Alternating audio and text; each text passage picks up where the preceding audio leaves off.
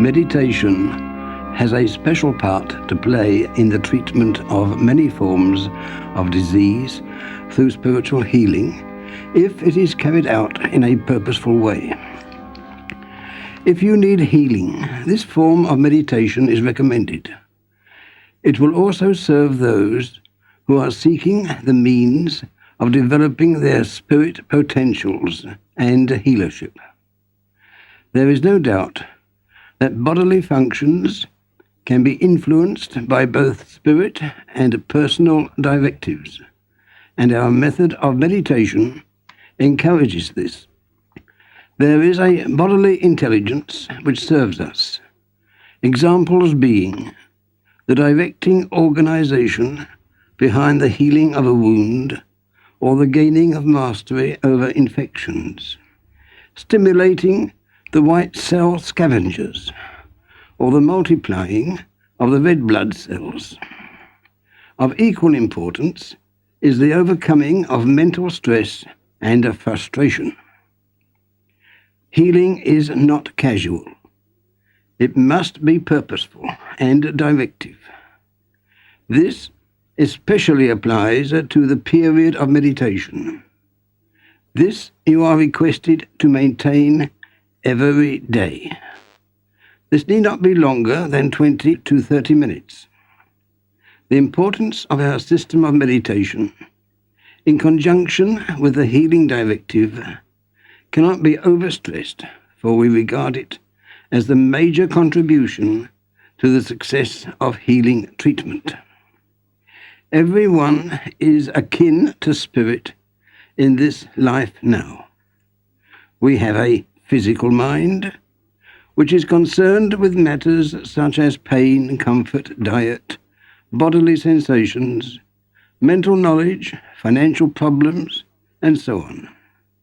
This side of your mind must go into the descendant, allowing our consciousness to receive from the spirit part of your mind prayerful thoughts, love of beauty, perfection, ambitions to serve, idealism, healing, and so on, that come into the ascendant. We can appreciate the health value of meditation when we acknowledge the truth that man possesses a counterpart of the physical body, which we call the spirit body. It is the perfect body, and will act as the vehicle for the spirit self, just as our physical body is a vehicle for our material life. Each individual possesses a spirit mind. This is sometimes referred to as a psyche or soul.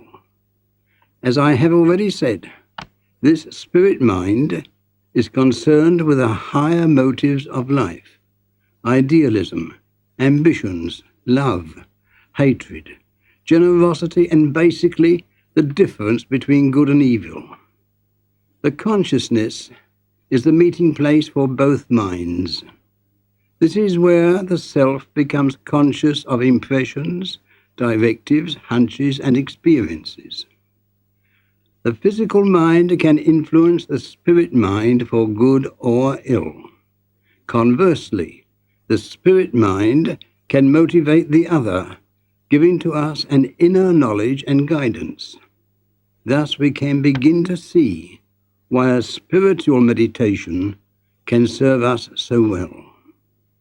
Just as the physical mind is in the intimate attunement through the computer brain with our bodily needs and sensations, and is the container of gathered knowledge, so the spirit mind can contribute with thought and guidance from spirit life.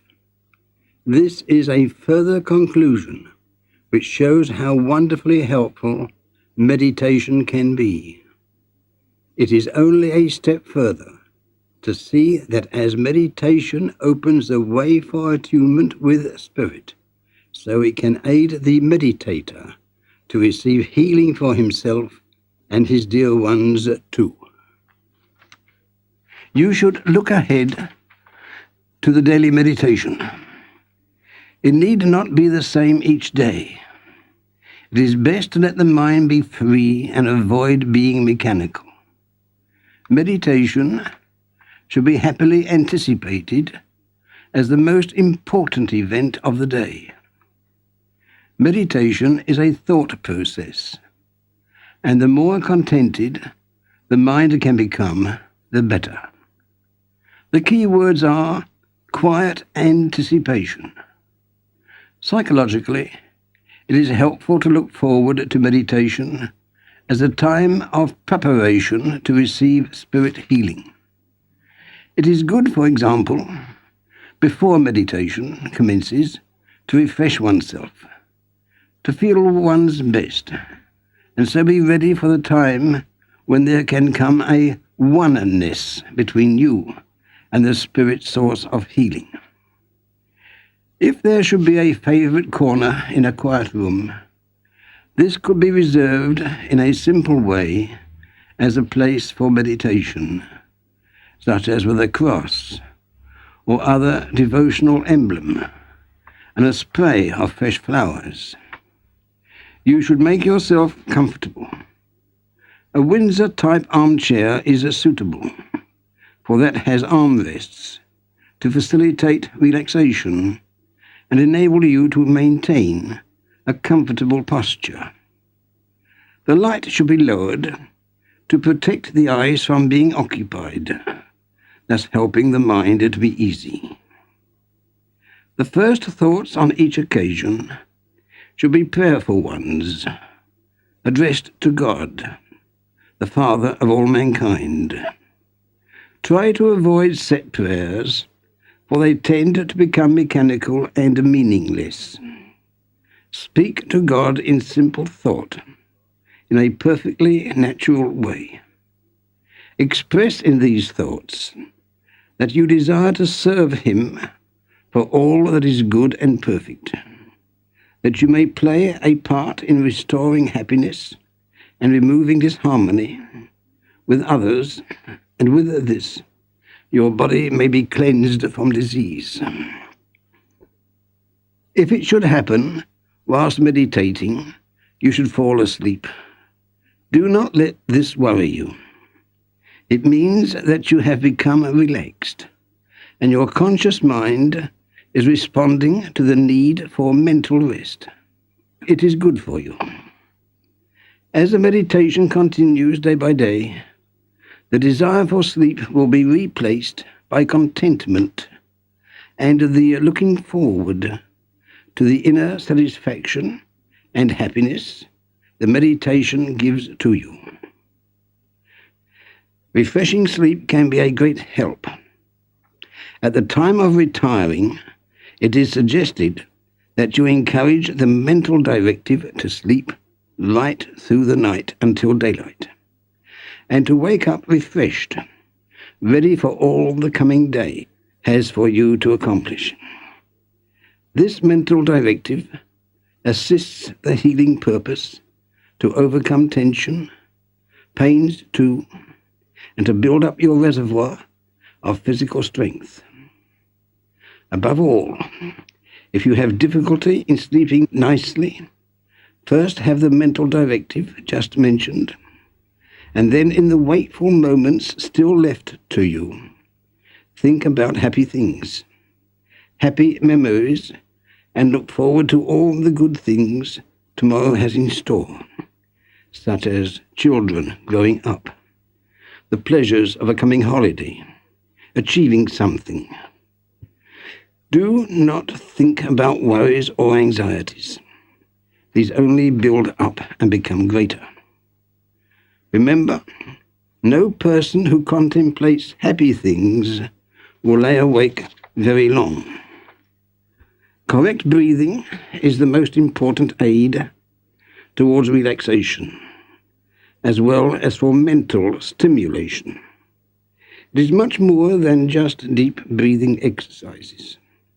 The breathing should be characterized by instilling an inward purpose, impressing it with healing strength. When breathing in this way, it should be taken in through the nostrils slowly, but fully, with the conviction firmly in your mind that you are taking more of life-sustaining oxygen, and at the same time filling up your reserves of cosmic energies. These energies can be described as the life force, which maintains all life. Feel that you are recharging your batteries, and be conscious of feeling new life, new energies, bringing about a feeling of upliftment and exhilaration. Pause, holding in the strengthening breath, to let the body, lungs and blood take in its full quota of new energies, while you slowly count 1, 2, 3. As you exhale, this has an equal importance.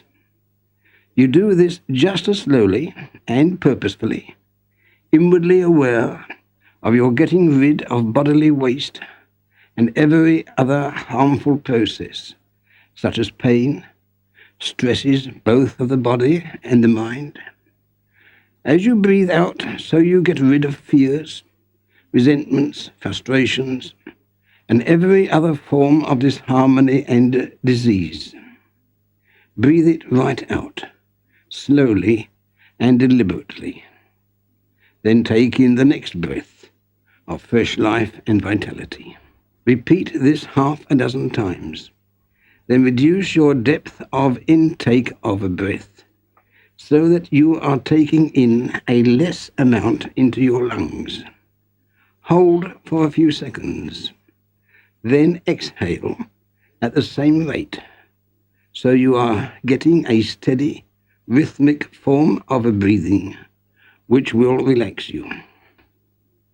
Establish the rhythm more firmly in your conscious thoughts by visualizing in your mind's eye either a pendulum swinging or a wheel turning to the rhythm of your breathing.